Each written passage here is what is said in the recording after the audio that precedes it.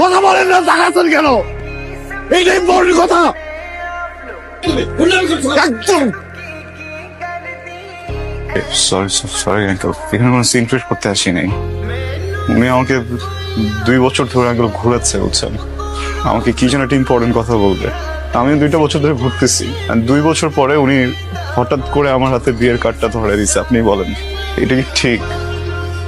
আচ্ছা একটু বলেন প্লিজ, আমি শুনে এখান থেকে চলে যাবো। আমি কোনো সিন ক্রিয়েট করবো না। এদিকে তাকান। ভালোবাসি। কি বললি তুই?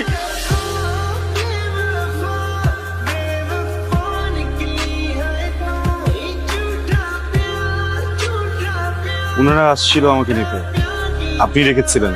সরি, আসলে আমার আসলে র্যাক পছন্দ না। ইয়ে কথা বলতে পারেন না? সমস্যা কি তোরা?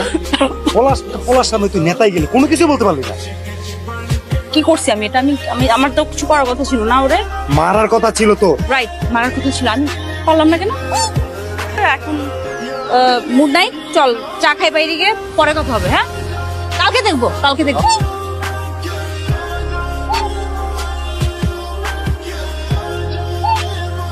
বলেন।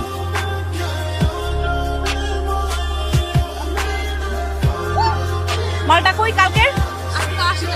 আসে নাই? খুঁজে নিয়ে আয়। আমি ওই দিন কিছু করতে পারি নাই, কিন্তু আজকে আমার মুড আছে। আমি আজকে জাস্ট ওকে পাইলে আমি যে করবো। আমি দোস্ত তারা আমি ওকে, স্ট্রবেরি ফ্লেভার তো দেখলে সবাই খেতে ইচ্ছে করে। এরপর থেকে যখন আইসক্রিম খেতে ইচ্ছে করবে হেজিটেট করবেন না, আমাকে বলবেন, আমি এনে দিব।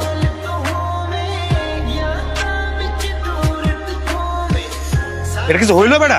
আমি তুই তো ভালো তো বানাই দিছস বেটা, একটা পলার সামনে কিছু কইতে পারস নাই। আমার মেলায় মানে ছোটবেলায় একটা ভাই হারাই গেছিল, মামাতো ভাই, দেখতে একদম ওর মতো। আমার মনে হয় ওরা দেখলে ইমোশনাল হয়ে যায়, তো ওই জন্য কিছু বলতে পারি না। বাট নেক্সট টাইম কি ছোট ভাই? আপা আমরা বেস্ট ফ্রেন্ড বেস্ট ফ্রেন্ড। ও আরে ছোট ভাইয়া, লক্ষ্মী ভাইয়া, তুমি শুকায় যে